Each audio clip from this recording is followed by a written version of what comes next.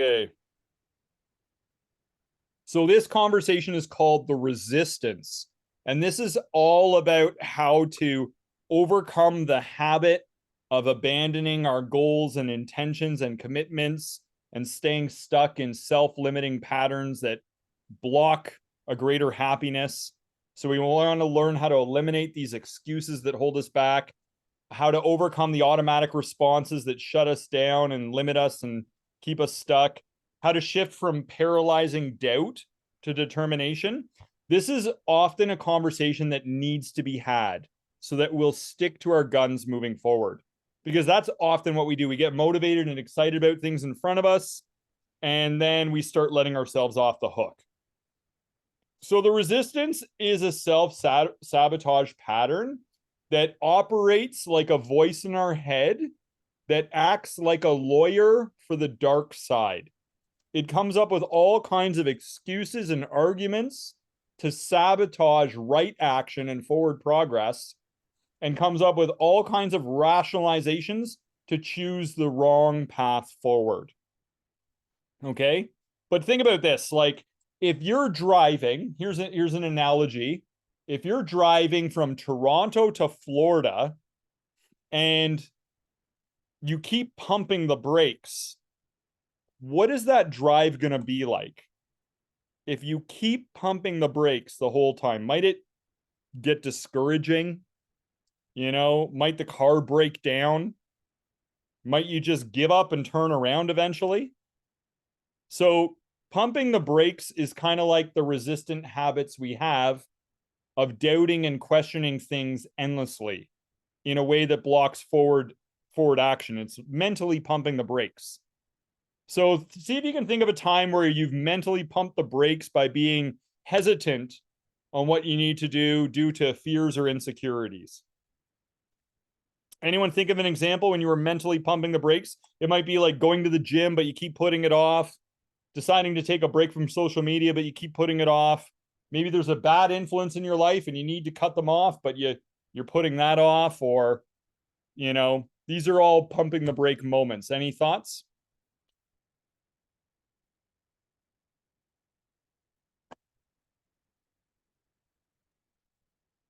Chris, Joel? you look like you're ready to jump in. Anytime. Um, Times where I'm pumping the brakes would be times when I overthink things, but I also intentionally mistime things to screw up my schedule. For instance, yesterday I was here at the office working and it was reaching 6:37 and it was like really time for me to go home. I think I can continue on. But by the time I got myself hustled up, I'll brought food back to the office. It was like 7 o'clock. It's like you could have just gone home. So I intentionally screwed up my scheduling. So rather than having some time at home or stopping somewhere to have a soda and watch the game or doing something fun, I was so focused I can push through this work or I can punish myself for this work. Why don't you just go get a pizza, sit outside, at the picnic table and eat there? Which I did do, but still, I screwed up my timing. I could have used my time more effectively. Okay. Yeah. So getting distracted or wasting time can be an example of it can be an example of pumping the brakes, A right? strategy of wasting time. Mm-hmm. So here's another analogy I want you all to think of. Okay. Imagine this. Okay. Imagine you're on that drive from Toronto to Florida and you come to a fork in the road. Okay. Now, one road looks very smooth and wide open, right? And there's no traffic. Okay. The other road looks like old and unkept and dilapidated. There's some sticks and rocks and debris on the road. Which one would you take? Which one would you take and why? Which road would you take?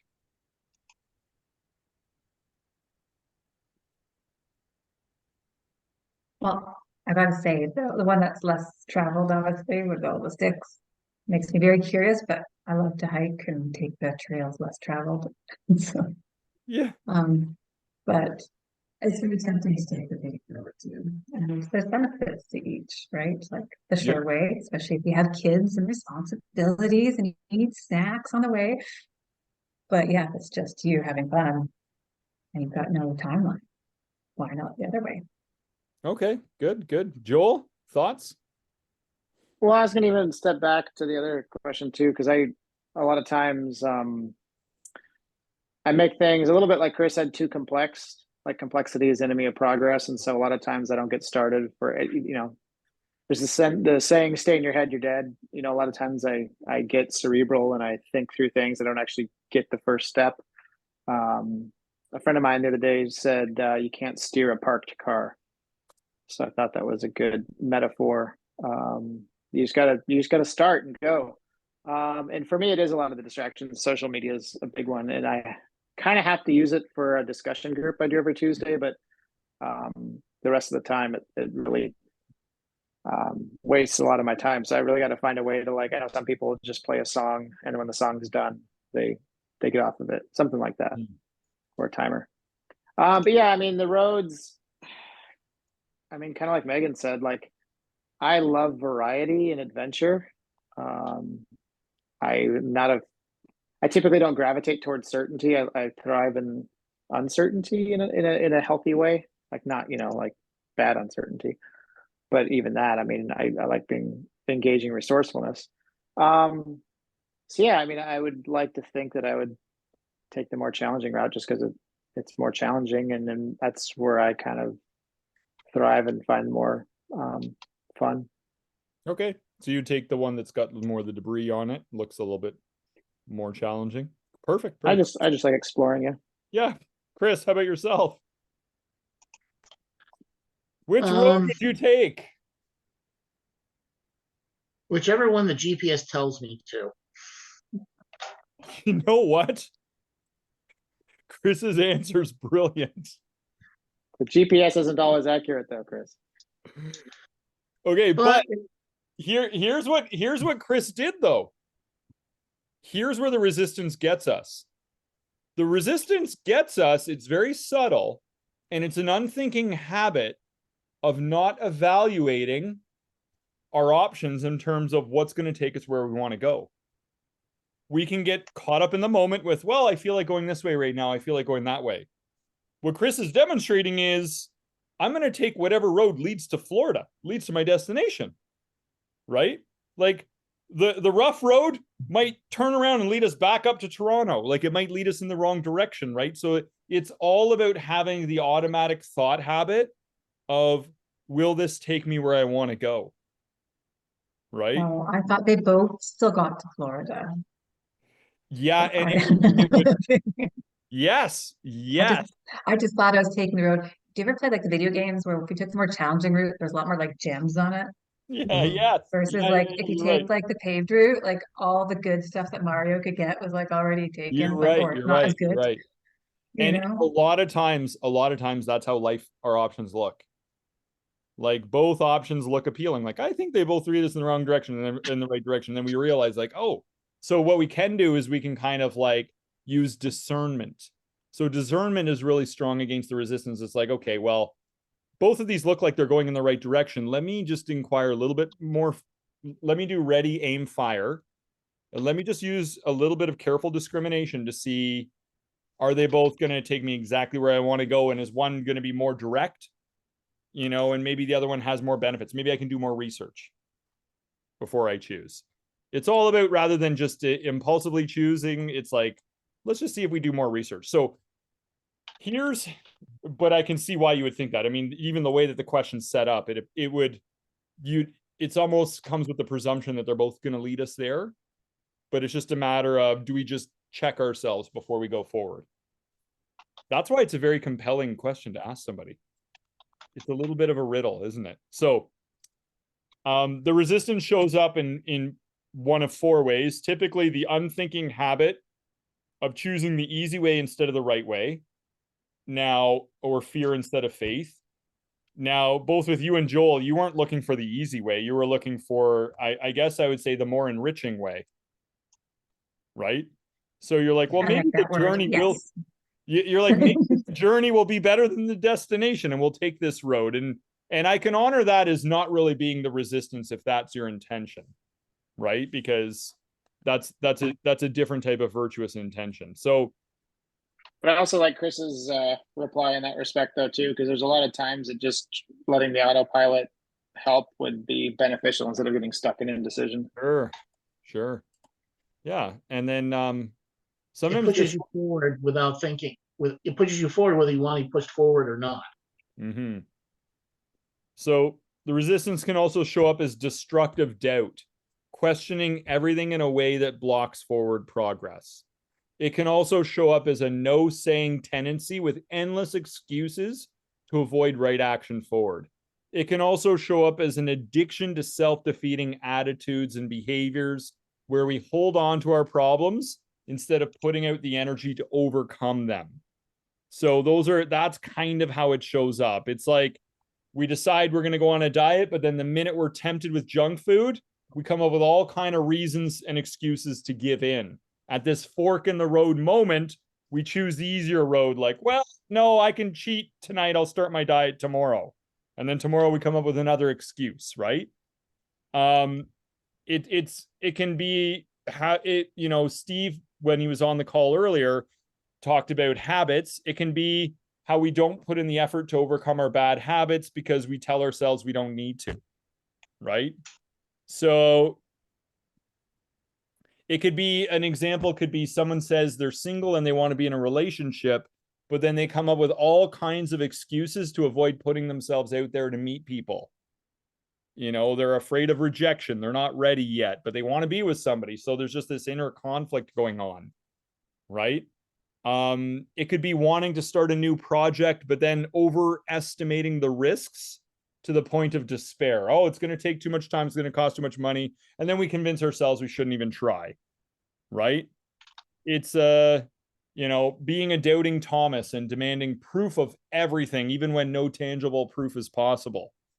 It's like quitting smoking and then you say, this is the last time, but then you start smoking again. It's like being addicted to drama and always creating drama in our life to get the love and sympathy and attention for it. But then we stay stuck because we enjoy all the perks of being messed up and sharing all our problems with everybody.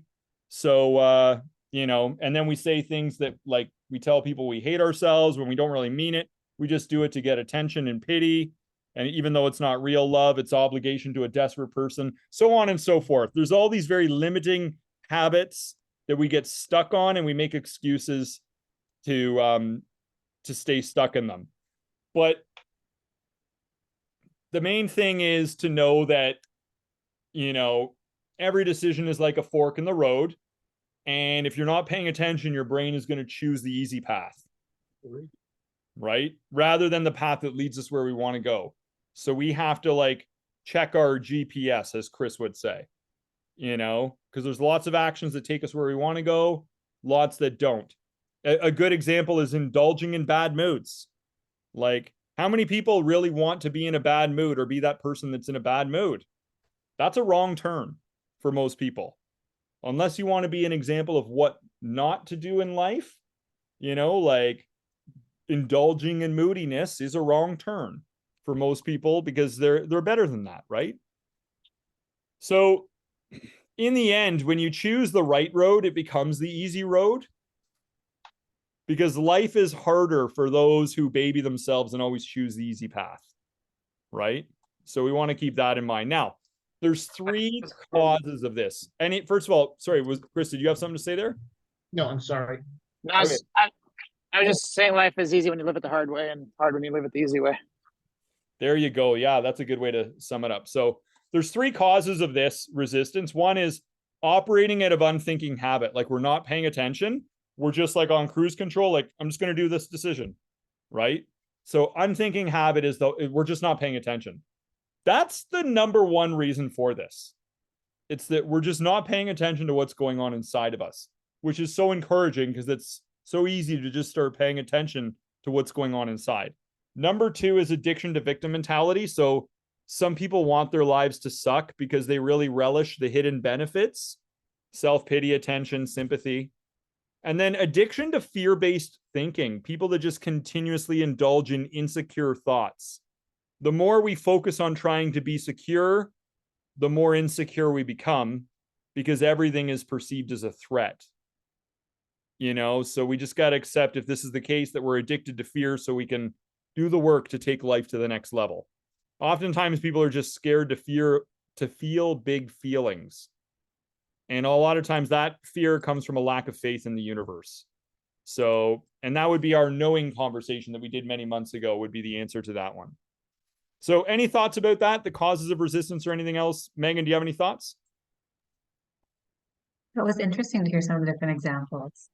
I hadn't thought of some of those. And again, we all have our things. So it gives you empathy for, you know, whether your resistance is not going to the gym or, you know, whatever it is. It gives you people that have the fear addiction. I never thought the fear addiction, to be honest. So if you look at our TVs and our movies and everything we watch in the evening, it's all, you know, a lot of it's fear-based. Yes, yeah. So a lot of times our mental diet is we're paying attention to things that heighten fears, like the news and stuff. And we got to take a look at that and have some discernment on that as well. I was talking to somebody who was talking about a new strain of COVID in Canada, and they're saying they're probably going to shut down Canada in December. And they're all stressed about it. And I'm like, I haven't been stressed about it at all because I didn't even know this was happening. I'm not reading newspapers or watching the news. So I'm like, if it happens, whatever. But, you know, a lot of times it's getting us worked up. So yeah, I've stopped watching those kinds of movies before for the last few years. It started when my kids were younger. I just realized they were repeating commercials that they had heard. And so I turned off cable when they were younger. And then I noticed as the more years went by that I didn't have those kinds of, you know, TV shows and movies like right before I go to sleep, the better like my sleep quality was. So back to your point with the mental diet, I didn't even mean to make that shift. I was doing it for their sake, but then I noticed big benefits for myself. So. Excellent, excellent. So one of the things we want to do is we want to get motivated to do battle against the resistance. Like, get yourself to the point where you just don't want to take it anymore. You know, reflect on all the heartache and pain that this self-sabotaging habits have caused. How it hinders progress. It brings up disturbing energy in us. It leads to untold missed opportunities, creates suffering, prevents fulfillment and growth and healing and everything else. We want to realize that this is the battle of a lifetime. Going to battle against this part of us inside that is getting us to abandon our mission. And what'll happen is this.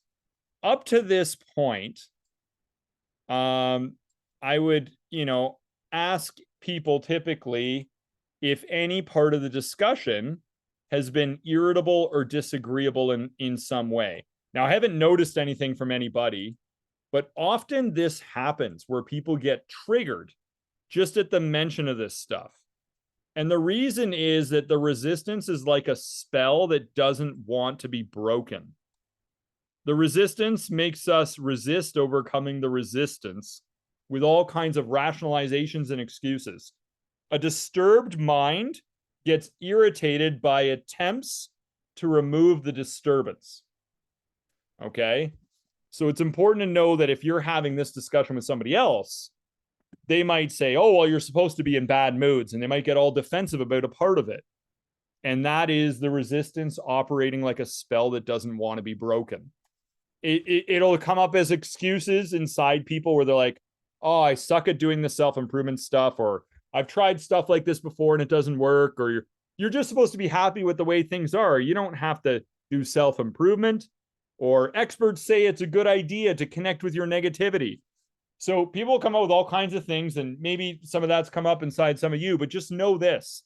If this happens and you start resisting the idea of going against the resistance, just know that you can argue for, defend, and justify your limitations.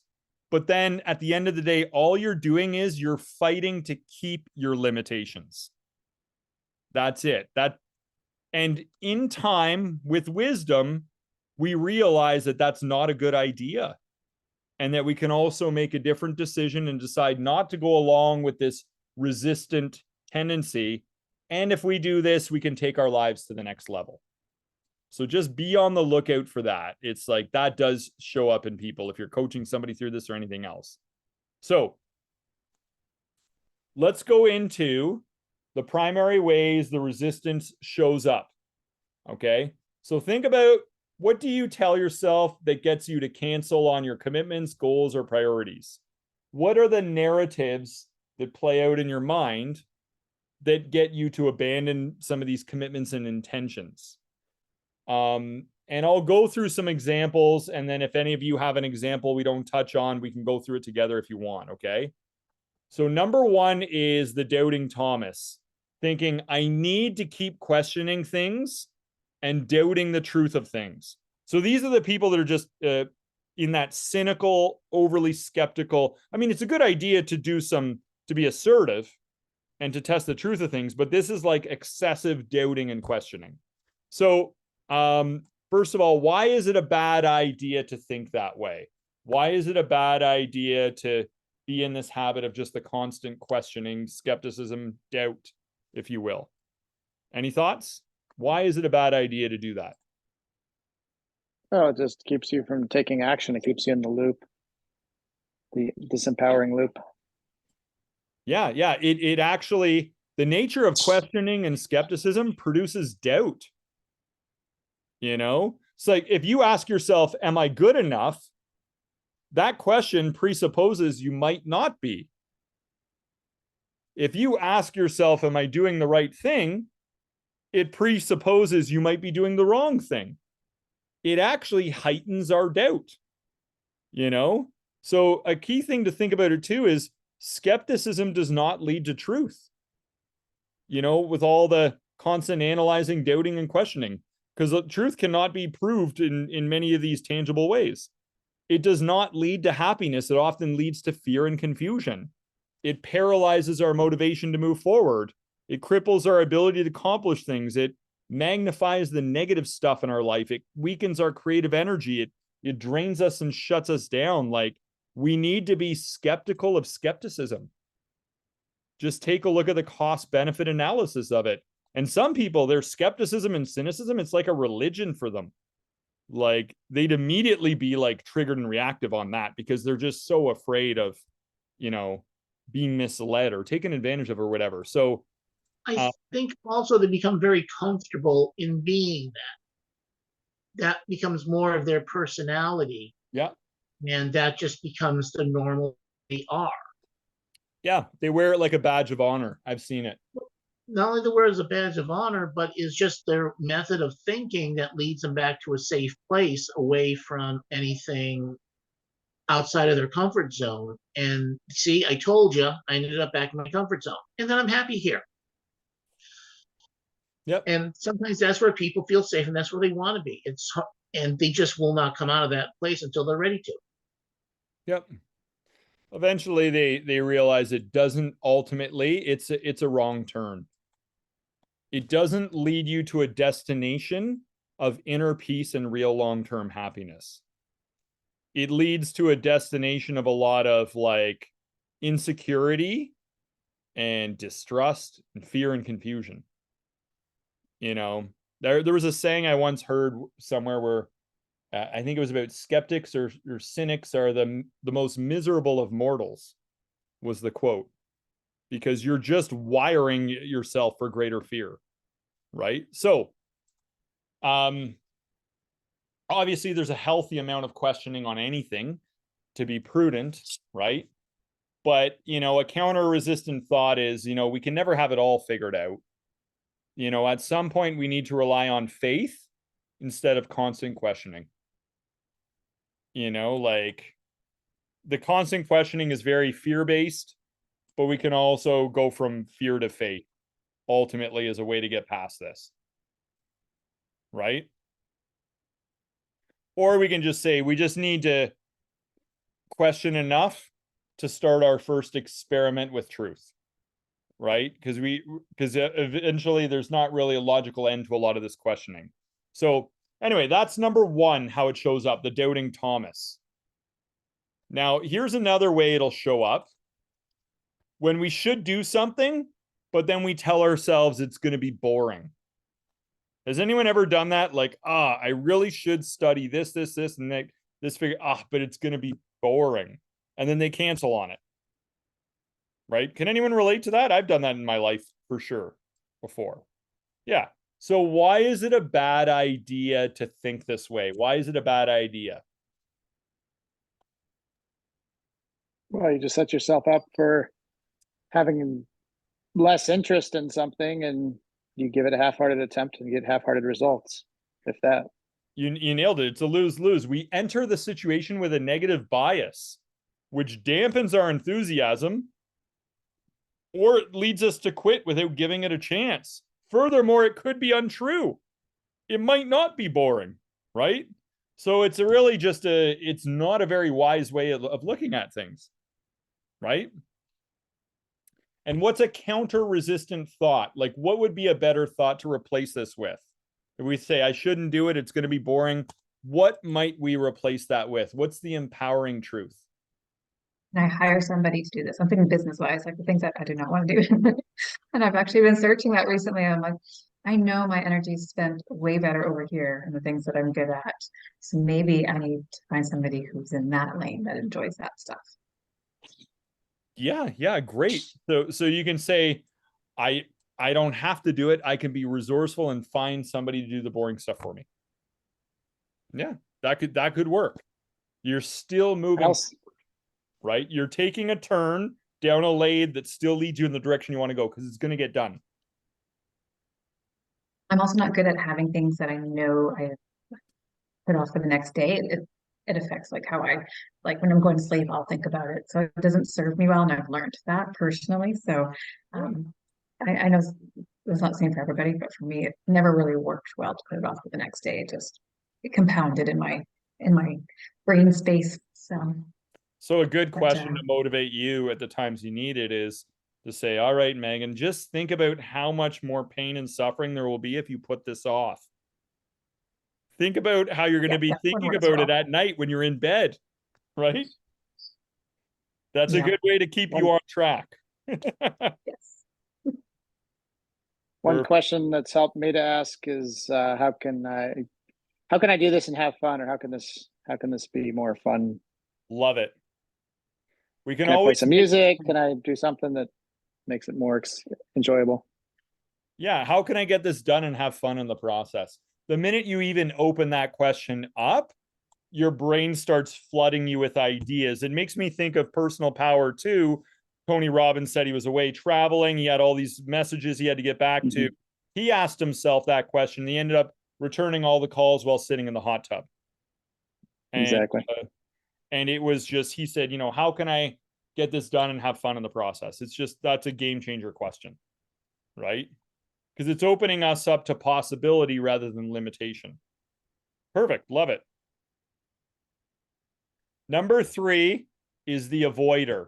So this is where we back out on something because we think it's too painful to do this. Being either it's too scary, it'll be too much work, I'll feel tired, it's too hard, people will be mean, whatever. So just, we have an intention or goal and we just think, it's just going to be too painful to do this. So why is it a bad idea to have that attitude?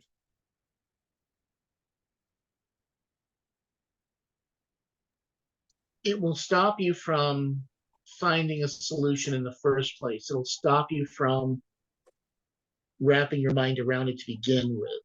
And you'll tend to avoid it through it.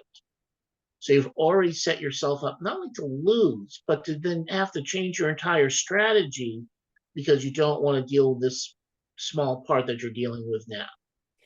Now, let me ask you this, Chris. If we keep putting things off, might more things pile up and might it become more overwhelming and painful? Not only will more things pile up, but that one thing might become more intense and hotter and harder to deal with which then doubles down on your anxiety to deal with it in the first place, and then have an avalanche of new things to fall on top of it as well. Also, let me ask you this, Chris. Is it also possible that it might not be true? That once we get started, we might realize it's actually not that much work. The conversation with that person went way easier than we had imagined it would go in our minds. Or, getting this process done was way easier than we had anticipated. Is that possible?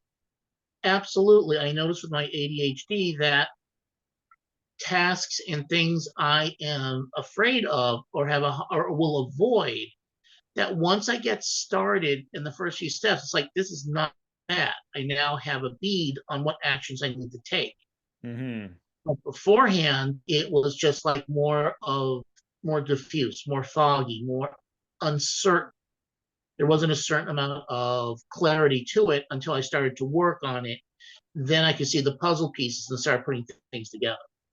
Getting that leap from lack of clarity and the fog and the fear to finally seeing the puzzle pieces, that's the part where I have problems. Love it. Love it. Yeah. Well done. Chris is crushing this one. And then, a counter-resistant thought, we might use the one I suggested to Megan. How much more pain will there be if I put this off? That could be a good one. But one of the things I like to use with this one is also like, I think if I do this now, the future will be better, and it's a gift to my future self. If I do this now, the future will be better. It's a gift to my future self. I love thinking that way and getting a whole bunch of stuff done way in advance. So Your future self will thank you. I know. I look forward to the future. I'm like, I've already done a lot of things in my past to set myself up for the future. So, that can be a way of looking at it as well. Anyone else have anything to add on that one there? So, yeah, that was number 3. Let me see what other ones I think. I've got about 20 of them. I'm just going to pick and choose a bunch. It just seems to get better and better. Here's one. Eat that frog. Okay, here's one I find. Here's a resistant pattern. Somebody will come to you and That's maybe they share with you some of the problems they're going through and stuff. And then when you kind of give them practical, easy solutions, they just keep switching the subject to like some other problem now. And then as you offer a practical, so they do a lot of track switching. So somebody keeps changing the topic whenever progress is about to happen in a conversation. And you'll notice this with some people, they're like experts at this. They change the topic whenever a viable solution is offered. Why is it a bad idea for people to do that? Like, it's more like, why are they doing that? It's either that they're comfortable with the problem existing because that's familiar to them, or the fact that it requires, again, like we're talking about skeptic thinking, keeping you in that skeptic loop. This would break that skeptic loop. That would affect their reality. It would alter their identity of themselves. Yeah. So, become stronger, and now feel more uncertain about the other things that I will now have to go fix and continue to improve. And I mean, I'm not ready to move that far that fast.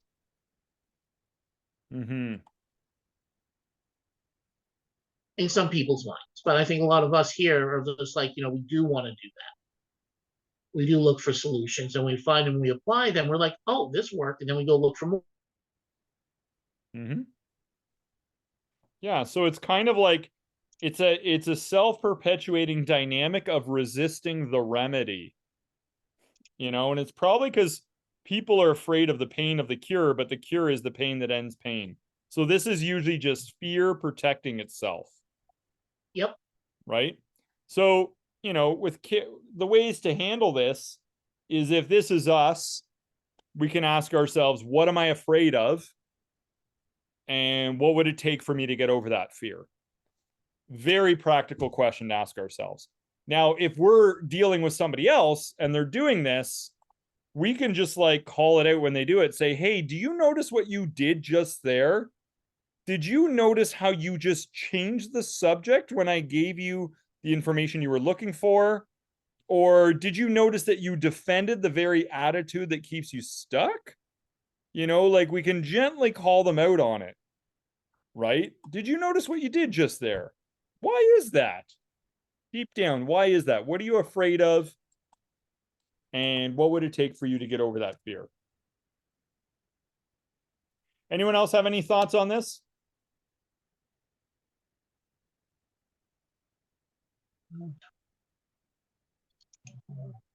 All right, so let me see another one. Okay, here's a resistant pattern. It's almost like a bit like nihilistic. People will focus on a very discouraging or disempowering portion of the total truth. For example, somebody might say, look, we're all going to die someday, so why even try? You know? Or they might say, all good things come to an end, so why even bother? You know, trying to find someone to be in a relationship with or whatever, right? So that's kind of the attitude. Like maybe that's true and maybe it's a fact, but it's also very discouraging or a disempowering portion of a total truth. And it can drag us down if we focus on it. Does anyone have any thoughts on this one? Well, it's where focus goes, energy flows. So whatever we focus on, we get more of. I tell that to my kids a lot because they tend to just focus on the junk, and it's like you gotta, be aware of letting in and out of your thinking because that's what you're gonna get more of. Yeah. You know what? One thing I've noticed about Joel is he is really on the ball with the one-liners. He's really you've really assimilated a lot of those empowering axioms. You know, so you've done an excellent job on that. I've noticed it. You're able to like complexity is the enemy of progress and all these other lines. You've got a lot of these are really sinking in with you. It's great to see, man. At least I know them in theory. Okay. Right. So I Kids mean, love it when we use it with them, right? yeah. In So good fun. Well, it's interesting because we pointed out with for example, our kids and stuff, that it's yes, using it to ourselves or when it's our own mirror to ourselves is interesting as well. So I like these questions, they make us think. Yeah. So a counter-resistant thought to this one is, we can learn to evaluate the best facts to focus on because facts can be either beneficial or harmful. So what would be best for me to focus on?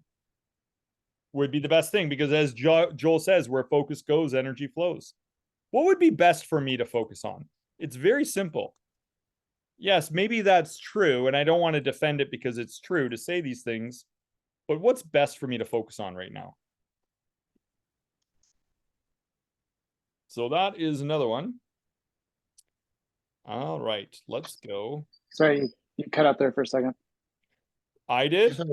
I thought he was frozen, but I think he was actually there. Yeah. I just said the funniest joke ever, and I'm never going to repeat it. So I'm sorry. That was Dang it. the internet. Okay. I'm using You literally broke Starlink. the internet with that joke. Yeah, I'm using Starlink. Maybe a meteorite went in front of the dish somewhere up in space before the satellite. Who knows? So another one would be here's one I've seen a lot. It's become popular. It's thinking I need to indulge in these negative thoughts to be open-minded. Right? This is one people defend a lot, and they get very passionate about defending this idea of indulging in negativity as being a sign of open-mindedness and being a sign of being more enlightened. Because, experts say you're supposed to be in touch with all these negative emotions, right? So this is definitely a self-sabotaging pattern I've noticed. Why is it a bad idea to think this way? Well, it's like justifying why you're eating junk food. Yes. People say you have to eat or you die of hunger. So I'm eating this junk Sure. food. Yeah, Well, you're this right. is the health. This is the healthy junk food. This is no sugar added stuff. Yeah. I'm on a diet. I used to eat double stuffed Oreos. Now I eat normal Oreos. I'm on a diet. See? This is improvement. You should be proud of me, you know? You know, I ate some walnuts today, but they were attached to a cake. That's a good one too. I literally had my nutritious friend, a client, said that to her. I ate walnuts today. That was healthy. Well, what else did you have with it? The cake that was attached to it? Yeah. So Literally justifying that she was eating healthy because it had nuts in it. She I, literally believes that that was actually a thing. that's cute. I think It that's is. cute. I actually really like that. I'm like, that's adorable. At least they come up with a cute reason for it. Exactly. A So Winnie the Pooh reason. yeah. So I think openness can be a great virtue, but only when it is exercised with discrimination. To be open to wrong ideas or be open to people who would harm you, like openness can be foolish without wise discrimination. Openness of mind is only a virtue when it's centered in the desire for truth, light, and love. That's it. So, a counter resistant thought might be I can be open minded to truth, light, and love, but be closed or indifferent to delusion, darkness, confusion, the other stuff. Right. So I think that's really the defining part in this one. It's like openness itself is not a virtue. I mean, a garbage is open. If you're just tossing junk in it, doesn't mean it's all of a sudden virtuous. So let's go on to maybe one more. I call this one the indecision vortex. It's when people think I still need to process things and contemplate. Everything has to be perfect before I make a decision. So this is really the inability to come to a decision or to commit oneself to anything. Okay? That's the version of the resistance we're dealing with here. All right? So why is it a bad idea to think that way? Megan, any thoughts For on me this one? personally, for me personally, um, just realizing that time doesn't stand still. So there is no um like just freezing everything while you make your decision. Like the days are going to keep going by. So um even take small action that feels like maybe do a little bit of research. Like you can set those small markers or small actions I find is helpful versus because the one day becomes two, becomes a month. And then, I learned, especially again with having kids, you couldn't just like put on hold certain decisions of parenting because they change every day and grow. Like you just had to do the best you could with what you had some days, and to your point, make informed decisions, do your research, but not let it hinder months of action. Yeah, I think you've got the right attitude with it. It's kind of like, borrowing a little bit from the analogy Chris had touched on. It's like going for a walk in the fog. You can't see a perfect path up ahead of you. It's we have to be practical in our idealism. You can take your next two steps. That's all you need to see. Your next two steps forward, and then you know what? You'll figure it out in that moment. Right? Because we'll never have all the information we need to make a decision. Right? And we waste a lot of time not getting started. That's the most amount of time we might waste, right? The ego thinks it can know everything for sure, but it will just keep going in circles, right? So I think a key thing is things don't have to be perfect to get started, and things don't have to be perfect to be successful. Like that's it. Even imperfect action can be better than no action at all, because then we can get greater clarity once we've taken some action. We can calibrate, I think it Better also gives you decision more for perception. experience. Oh, sorry. We had two people talk at the same time, and I want to hear what both of you said. Joel, can you speak first? No, I was just saying, yeah, it's definitely great to take imperfect action, and that's a good reminder for me because I do tend to, yeah, stay cerebral on stuff too often instead of just taking simple steps forward. Yeah. Yeah. There you go. And good self-awareness. Recognize that. It's also good to, you know,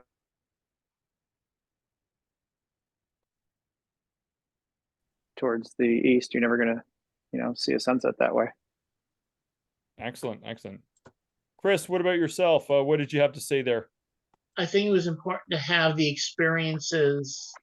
I think again, a lot of some of these new books that came out a few years ago are thinking about fail faster and fail more often. So you have the experience of what happened rather than focusing on the failure part, but what you learned from it and learning how to put things together and why it didn't work. Now you'll learn how to do it next time better. Or, sometimes the mistakes that you learned from the mistakes that you created can help you solve a problem later on. So all knowledge is not bad. Yes. So to put it another way, even if you do fail, it can be a stepping stone to success because it can give you corrective information, which can lead to progress. And as much as your failure sucks, it instructs. And your mistakes don't define you, but they can help refine you. So we should make friends with failure. Yes. Well, it's like It Wayne all Gretzky, right? rhymes and Miss, everything. That's fortune cookie quality right there. I know. It's also like Wayne Gretzky, though. You miss 100% of the shots you don't take. It's like you gotta fail to succeed. If you're not failing, you can't succeed really. Now, as a fellow Canadian, and Megan, he's talking our love language now. Just speaking in Wayne Gretzky terms, you're speaking Canadian love language. Yeah. Very true. So all right. So here's what we want to think about. A lot of times the way the resistance shows up is that people won't take full advantage of some of the revelations we've had during this discussion. They won't make a full effort to embody them, and some out of disbelief or distraction will walk back into their self-made darkness. So remember, if you don't go to battle against your limitations, then you're just battling to keep them. So if you recognize any of these things, it's really on you to really do the work to create the necessary correctives of perspectives and attitude shifts. Otherwise, you're resisting the remedy, and you're just assisting the resistance. So, and it's just a matter of motivation. We just got to call ourselves out and challenge any of these resistant thoughts. And then moving forward, there are 3 steps to get rid of the resistance. 3 steps. Okay. Step 1, just pay attention to how it works. Observe what's going on inside your mind, how this narrative is almost like a devil on your shoulder that's trying to create a good reason to do the wrong things. Just pay attention to it. Be mindful. Don't hypnotically just go along with it like you're in a spell. Just be very aware of what's going on inside of you. Witness some of these fear-based thought habits. Evaluate what you tell yourself and whether it's helpful or just making things worse. Just say to yourself, is this a good thing to be telling myself? It's like, hey, I wanted to do this thing, but then I ended up not doing it because I told myself this. Get clarity on all that stuff that's happening. That is step 1. Anyone have any thoughts on step 1? Okay. Oh, sorry, who was that? Well, it's just like my ADHD. It is trying to make that leap from walking in a fog to clear puzzle pieces. Yes. Yeah. So we're going to get clarity and pay attention. Now, number 2 is very important. Number 2, just decide you've had enough of it. Honestly, decide you're not going to let the resistance run your life. Decide you've had enough and that you're going to go to battle in your mental kingdom, right? You know, get your dissatisfaction greater than your fears. Just think about what the resistance costs you in terms of your happiness. What does it cost you in terms of your energy? What does it cost you in terms of your health with the stress? What does it cost you in terms of any other consequences it's created in your life where it's blocked you from truly expressing who you're here to be in this life? Right? And then just think about what could it ultimately cost you with negative consequences in your life if you don't change. Right? So we want to really get motivated to overcome this and to take this seriously. And then think about how we can use pain as a motivator, but also like how can you use pleasure as a motivator? What are the best outcomes? Imagine you didn't have this resistant habit in your life. You know, what would be the best outcomes for your life? Something to think about. As Joel once said, be you without fear. That was a Joel line. I beat him to it because I knew he was going to say it. Be you without fear. Maybe Steve said it. I don't know. One of you said it one time. I think it was Steve. Okay, yeah. I think it was Steve too now. I'm going to give you credit for it because he's not on the call. That was a good line, Joel. I really like that one. I remembered it. Yeah, no worries. Okay, That's now another fortune cookie. step 3. So step 1, be aware of what's going on. Step 2, get motivated to overcome it. Okay. So you'll really be able to identify where you're at with these or where other people are at. Because a lot of times people think it's a good idea still to think like this. That's why with each example, I say, why is it a bad idea? Because we need to make that shift. Because a lot of times people they've come to the unconscious conclusion it's a good idea to think this way. So we need to get leverage on it. Now, number 3 is a concept I heard Michael Singer say, the author of The Untethered Soul. Work on your core strength. Stay committed to your core values and intentions. Don't be tempted to follow the easy looking road. Remember to turn down the road that takes you to your destination, regardless of what's in the way. Ignore the excuses. Ignore the tendencies and urges that try to pull you down the wrong path. Maintain your center and stay committed. Like, think about those who need you, right? And need the best, you being your best self. Make a game of it inside yourself, deciding to relax when the resistance shows up, right? When that part of you is trying to get worked up about something, you know, just practice going down the right road. It gets easier and easier every time.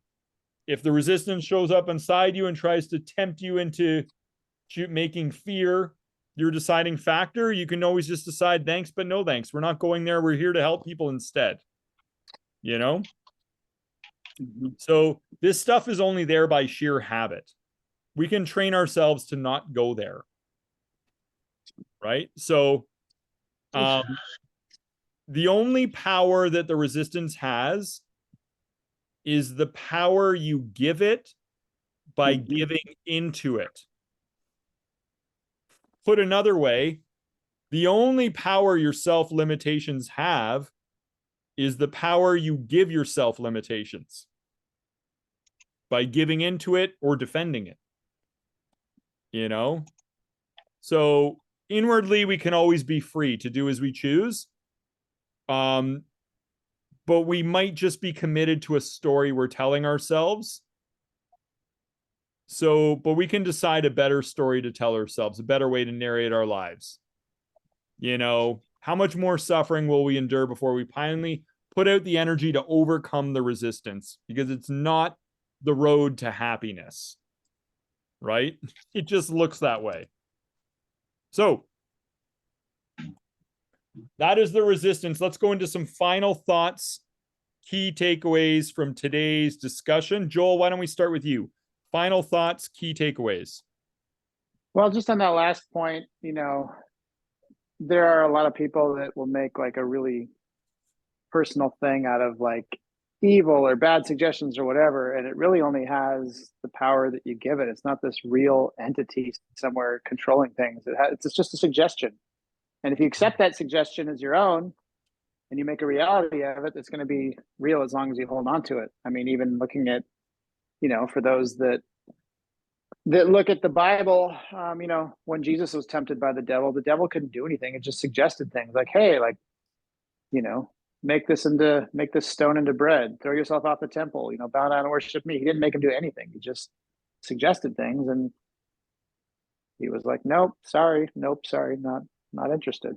So I think a lot of times it's really important to see that these suggestions, whatever they usually subtly come in the guise of your own thinking, that just to realize them for what they are, just they're not a part of your identity, unless it's something that's actually really true about you. But if it's not, we have that ability to close the door on it, to only admit those conclusions that we want realized in our, human experience.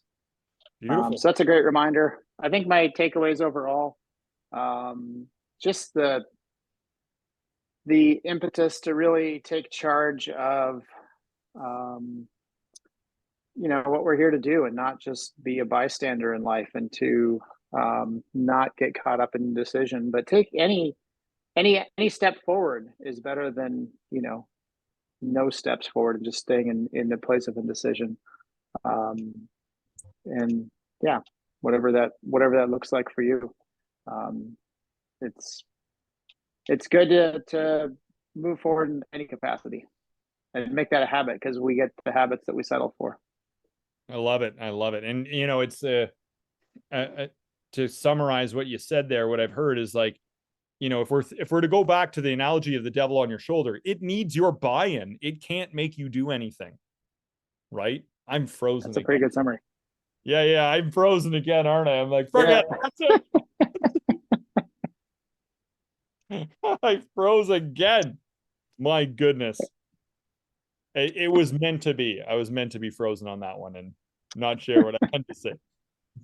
Megan, how about yourself? Final thoughts, key takeaways.